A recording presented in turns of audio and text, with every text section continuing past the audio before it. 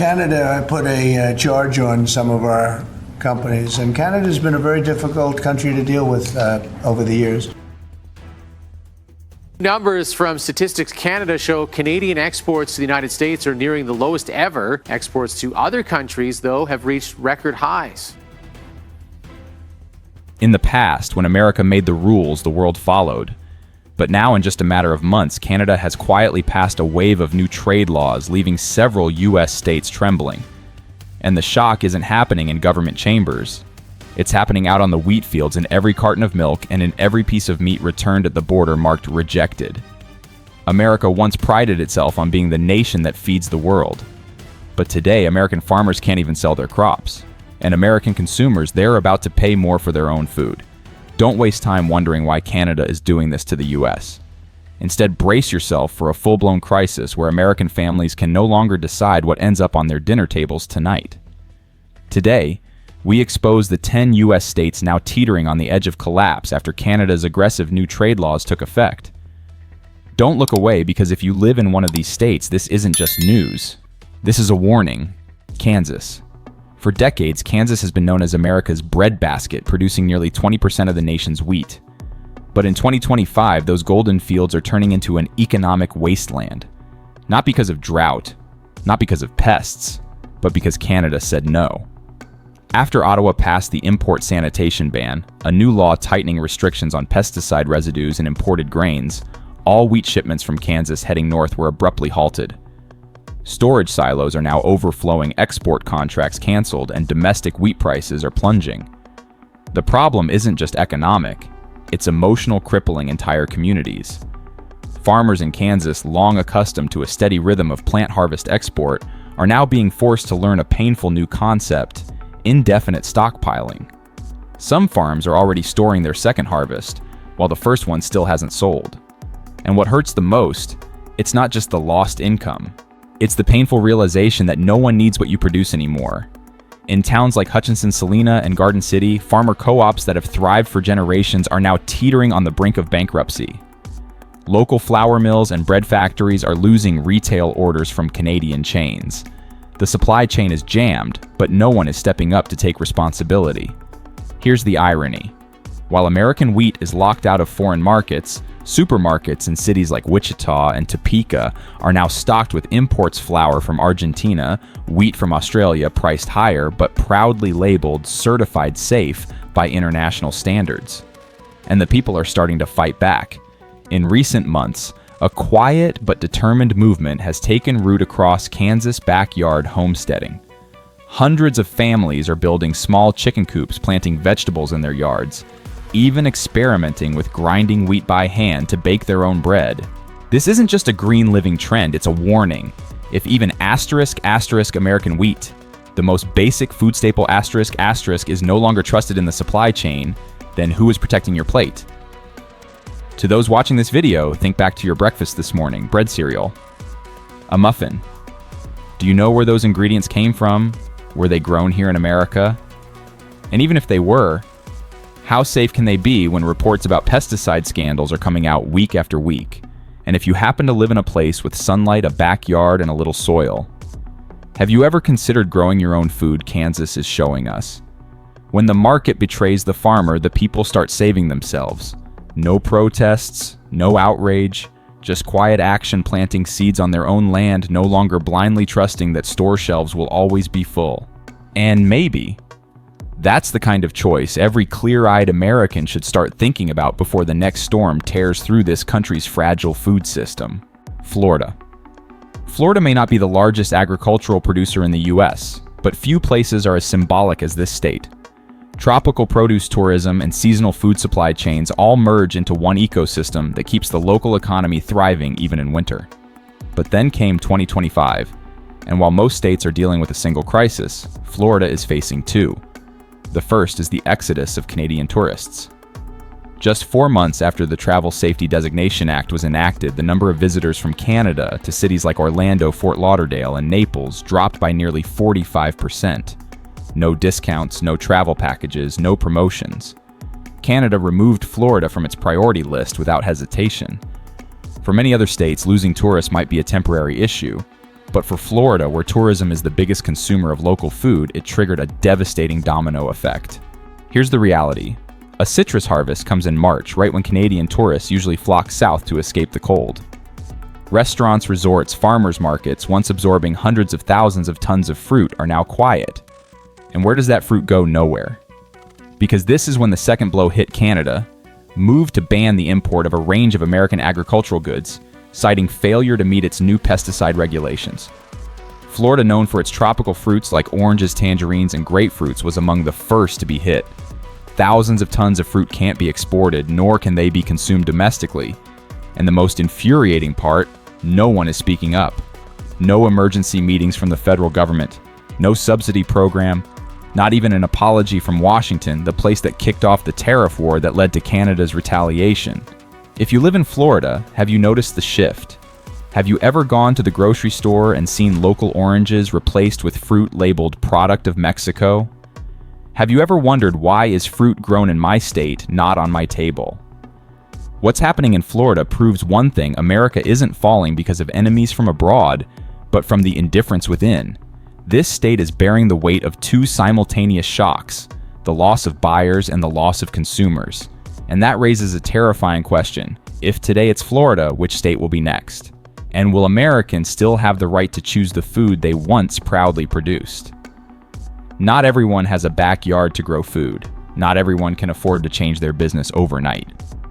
But every person can ask one question: who is this economy really serving?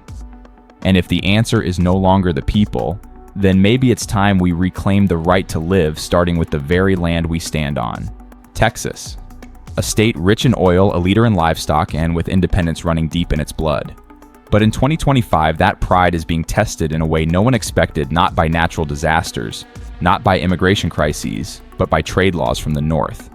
After Canada activated a series of economic defense policies, Texas didn't lose energy, but it lost something more crucial: its leverage in the food trade sector. Canada used to be a stable customer for Texas beef, citrus, cottonseed, and grains.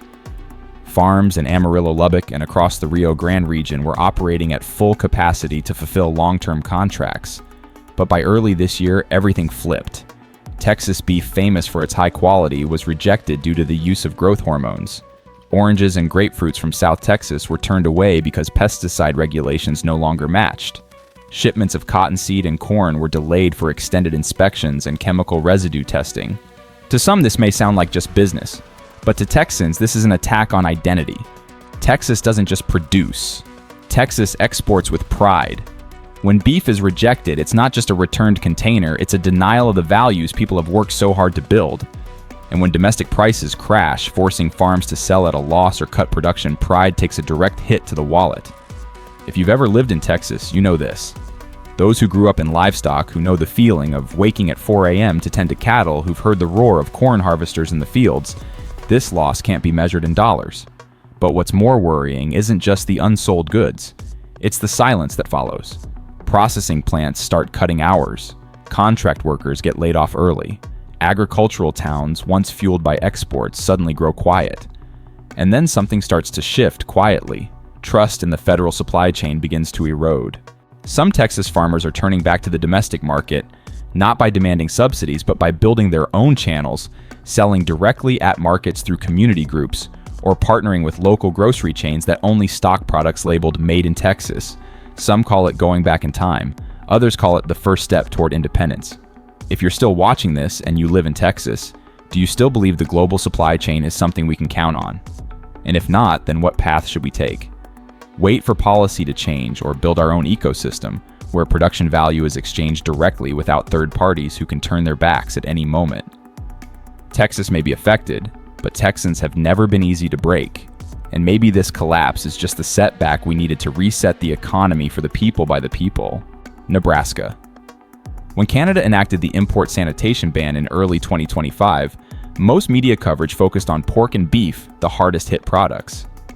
But few noticed that buried within the new sanitation standards was a small clause whose impact spread far beyond what Ottawa likely anticipated: stricter regulations on transporting meat across the border, including packaging time, storage temperatures, and post-slaughter chemical treatments. It sounds technical, But for South Dakota, one of America's largest red meat processing hubs, this was a direct hit to the state's economic artery. From 2020 up until the crisis, South Dakota's meat processing plants served not only the domestic market, but also exported steadily to Canada via trade routes through Montana and North Dakota. Small towns like Aberdeen, Huron, and Mitchell thrived on this supply chain from farm to slaughterhouse to refrigerated truck to border. But when Canada said no more, that chain snapped instantly. The meat processing industry is a machine that doesn't stop easily. Once animals are slaughtered, the meat must move quickly. Now hundreds of thousands of pounds of beef and pork have nowhere to go. Factories scale back operations. Trucks sit idle. Contract workers lose hours, then lose jobs altogether. South Dakota doesn't have a booming tourism industry like Florida, nor does it have sprawling urban centers like Texas to absorb the shock. This state relies almost entirely on the smooth flow of goods outward. When that movement is blocked even by a single clause in a Canadian regulation, the whole state grinds to a halt. If you live in South Dakota, you've likely felt the shift not from the headlines, but from your grocery bill. Some meat products drop in price dramatically, only to spike without warning. That's not the natural market at work. It's the system manually absorbing a crisis-dumping inventory, then suddenly facing shortages. Worse still, with a relatively older population, the shutdown of plants and related services brings a quiet but dangerous threat to the hollowing out of small towns. Mom-and-pop butcher shops, family-run gas stations, diners' businesses once supported by local workers are closing early or not reopening at all. South Dakota isn't loud. It doesn't demand attention. It doesn't beg for help. But in silence, it is bleeding its workforce one shift at a time. If you're watching this video and you've ever lived in one of these small towns, you understand when a town loses its reason to exist. No development strategy can save it. The question now isn't when will we recover, but who will still be here to recover? South Dakota was once the place Americans trusted to help feed the nation.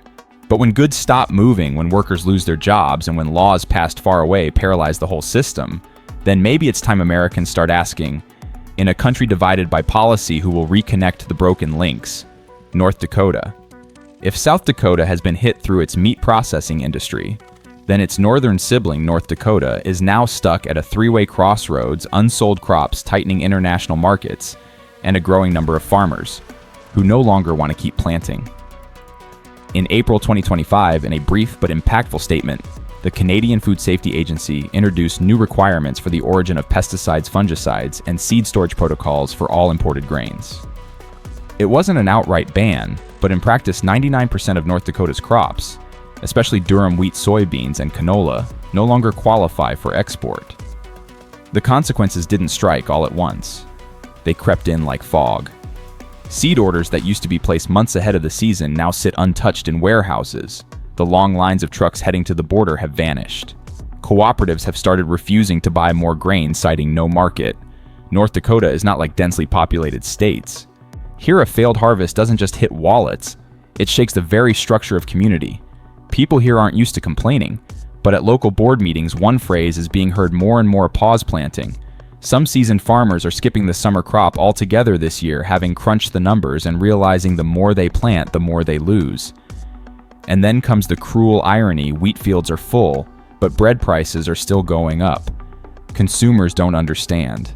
But those who live in North Dakota know food doesn't come from the land, it comes from a chain of political decisions. And when that chain breaks, even the finest grain becomes nothing more than a pile of moldy straw. If you've ever driven through Grand Forks or Minot, seen the harvesters cutting through dawn, breathed in the scent of fresh straw across endless flatlands, you understand this isn't just a place where food is grown. It's a symbol of self-reliance. But in 2025, that symbol is fading. In these conservative communities, admitting "I can't make a living from farming anymore" is a source of shame. But silence is becoming the biggest fear. When young people no longer want to inherit the farm, when planting season is no longer the most important event of the year, then what's left of our belief in Mother Earth? To the viewers still watching, if you're a consumer, please ask yourself just one question. Have we taken the abundance of food for granted? North Dakota won't collapse with a bang. It collapses when people stop planting. When no one wants to invest in a crop without knowing where it'll go, who will buy it, or how many checkpoints it'll face at the border. And while other states still hold out hope that the market will come back here in North Dakota, Many are already quietly calculating their exit from farming entirely, not because they are weak, but because they've been strong for so long that no one ever imagined they too could break. South Dakota. If any state can be defined by resilience, South Dakota is the first that comes to mind. Quiet, unassuming, never flashy, but wherever food ends up on the table, you'll find traces of this state, from cuts of beef to sacks of corn and soybeans. And precisely because it has long played such a strong foundational role when the system begins to wobble, South Dakota is the first to be buried silently, but severely. In mid-May 2025, Canada activated two trade laws nearly simultaneously: the import sanitation ban and the automatic tariff trigger. The first was a technical barrier, strict inspections on beef, pork, and grains. The second was a retaliatory measure. Every time the US altered trade policy, Canada would impose counter tariffs within 72 hours. The result: every link in South Dakota's production chain from farm to factory suddenly lost its most important buyer to the north. In towns like Brookings, Watertown, and Mitchell Pork, processing plants were forced to cancel orders, cut back hours, and lay off temporary workers. But worse was the upstream effect: livestock farms had to choose between keeping the animals and losing more, or selling them off at prices below production cost. And then, the inevitable happened. Some ranch owners, unable to withstand the pressure, put their farms up for sale, or temporarily left the industry. This wasn't just an economic downturn, it was erosion from within the community's core. Have you ever lived in a small town, the kind where the grocery store opens at 6 a.m. because workers start early, where school funding depends on agricultural taxes, where the local fair revolves around the harvest or the livestock season? That's what South Dakota is. And when the central pillar of community life, agriculture, breaks down, the town has no reason to keep running the way it used to. Some people began to move, not to big cities, but just a few dozen miles to neighboring states, seeking jobs and services, logistics, or machinery work.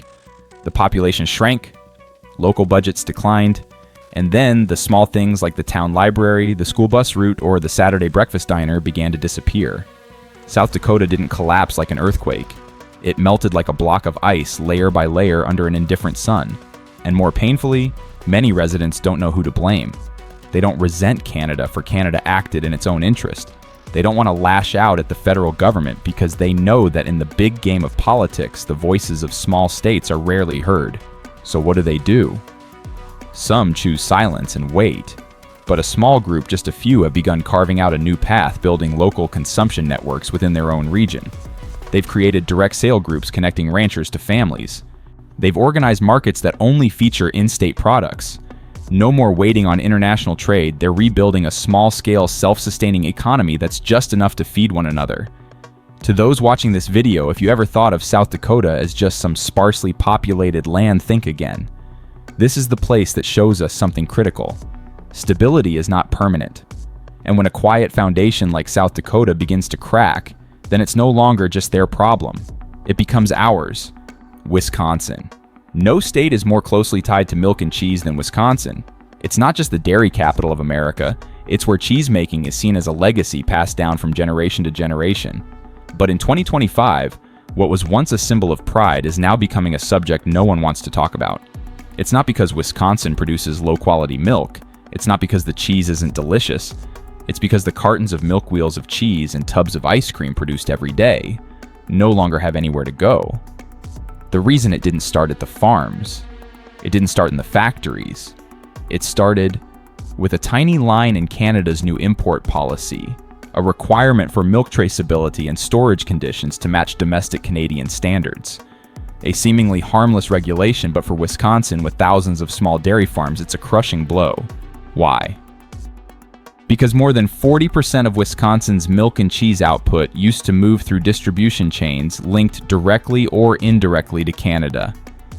And when those orders were canceled, inventories began piling up, refrigerated trucks were parked, and that's when everyone realized no matter how fresh the milk is, it can't wait forever. So what do? They pour it out. Thousands of gallons of milk dumped into holding pits, not because it's spoiled, but because no one would take it. That image, once associated with wartime or pandemics, is now unfolding in modern-day America in the year 2025. If you're living in Milwaukee, Green Bay, or Madison, have you ever bought a carton of milk and done a double take at the price? It's higher than last year, yet it came from just a few miles away. Why? Because storage costs, processing costs, loss recovery, they all come full circle and land right back on your dinner table. Worse still, the shock doesn't end with prices. It strikes at culture, at psychology, even at local identity. Cheese fairs are being postponed, agricultural contests are going unattended, food science programs are cutting classes because students are dropping out. Some might say it's just a tough market, it'll pass. But for the people of Wisconsin, this isn't just lost income. It's the loss of faith that hard work will always pay off. The question now is, if a well-established system like Wisconsin's dairy industry can be crippled by a single clause from a neighboring country, what industry is safe? If you've ever taken pride in buying local, if you've bought a block of cheddar believing it supports American farmers, do you know that those same farmers are now selling at the lowest prices ever and still can't make a living?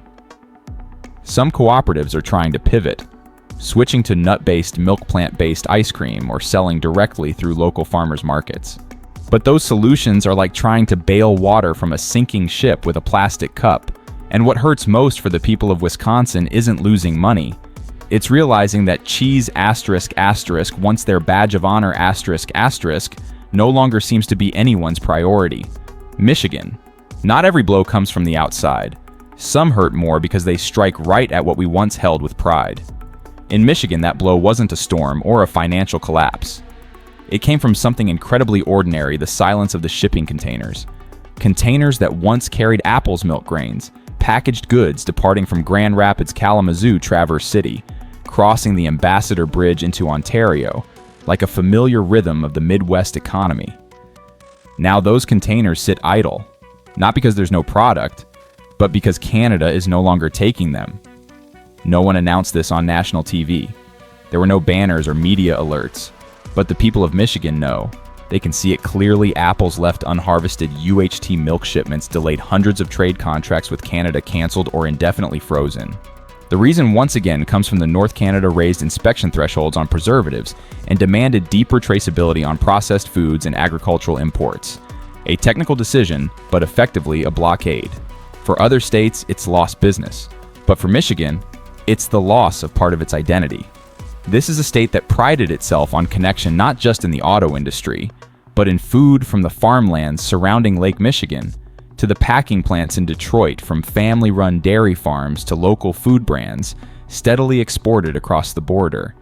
And now, when one side says, "We don't need it anymore," the other is left to ask, are we still seen as a trusted partner?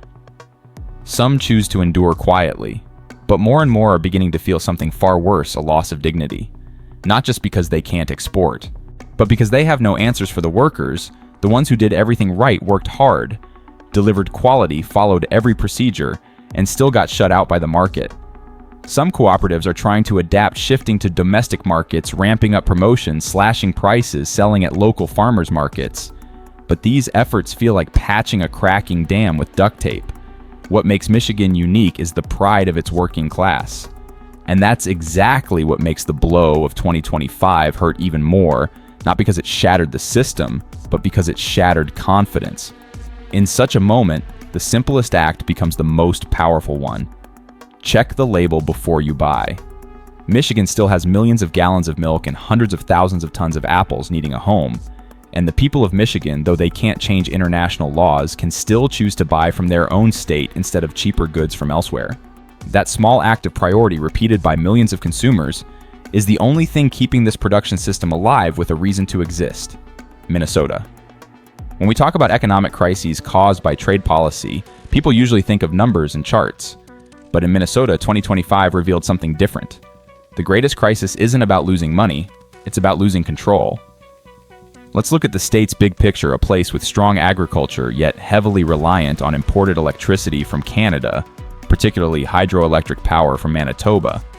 On top of that, it has a thriving dairy, frozen meat, and frozen food processing sector industries that depend on low storage costs and stable markets. So what happens when both of these pillars are hit at the same time? When Canada tightened export permits under the Energy Export Licensing Act, Minnesota fell into a state of quiet imbalance. No blackouts, no sudden price spikes, But week by week, month by month, energy prices crept up just enough to force food processing plants to cut back hours or pause expansion plans. Meanwhile, goods from the state, especially milk meat and frozen vegetables, were being rejected under Canada's import sanitation ban. A container that took 3 days to ship sat at the border for 3 weeks. By the time it came back, it no longer met domestic resale standards. Then major supermarket chains started making decisions canceling orders. For a place like Minnesota, where people still believe in stability and trust the system, this situation wasn't just an economic hit. It felt like being trapped in a house without windows. You can't see what's coming. You don't know when it ends. But you know for sure you're no longer the one in control. What makes the situation even worse is that the exhaustion doesn't show on the surface. Farms are still running, factories still have lights on, but co-op meetings now have just a few people showing up. Resignation letters in the food sector are rising not because of low pay, but because of lost hope. If you've ever lived in Minnesota, if you've ever felt proud of the state's quiet endurance, if you once believed, here we don't need to shout because everything runs by the rules, then maybe now you're asking yourself, do we still hold the reins when both our power and our markets lie outside our reach? The advice right now isn't to go plant vegetables in your backyard or become a wind energy expert. It's something far more practical.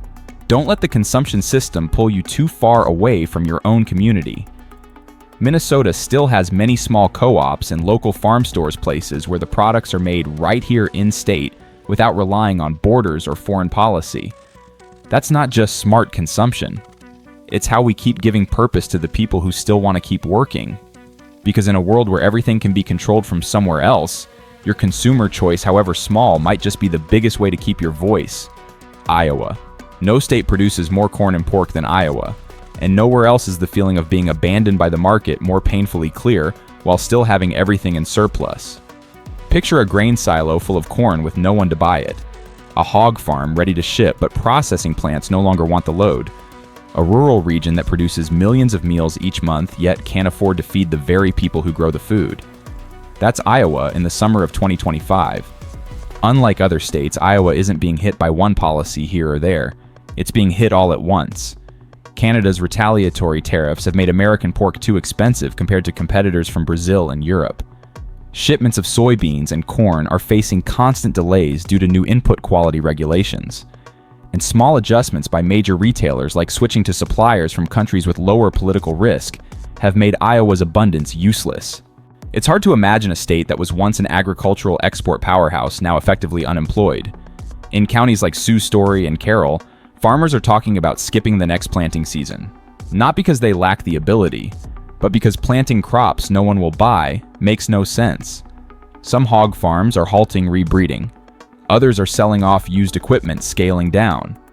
And this is what makes Iowa a warning sign for all of American agriculture.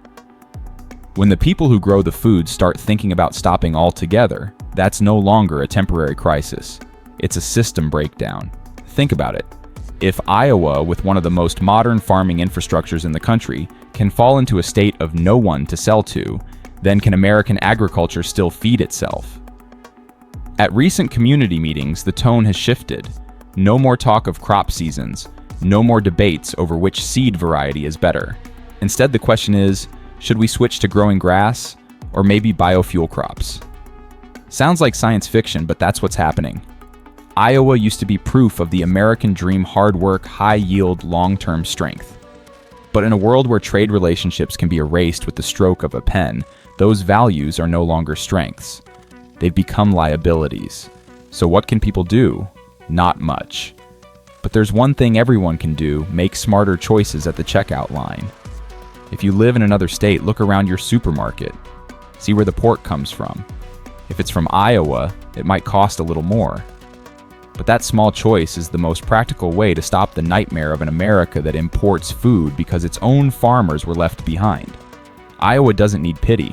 They just need a signal that what they produce still matters, that someone still wants it. And if we don't send that signal, what's left won't be dinner on the table. It'll be a vacuum of trust in the system that once made American farming a national pride. From Florida to Iowa, from orange groves to dairy farms to grain silos piled high like mountains, everything is falling into a dangerous state. Production continues, but value disappears. Not because Americans have become worse farmers, but because the world no longer plays fair with them the way it once did. We didn't make this video to spread despair. We made it to ask a question the mainstream media often avoids. Is America quietly unraveling the very foundation that once made it great? If you live in one of the states mentioned, or you've seen similar signs where you are, share your thoughts in the comments. If this video helped you understand the deeper picture, don't forget to like, subscribe, and share it with others who care about the future of American farming. We'll be back with more stories the major news outlets usually leave behind.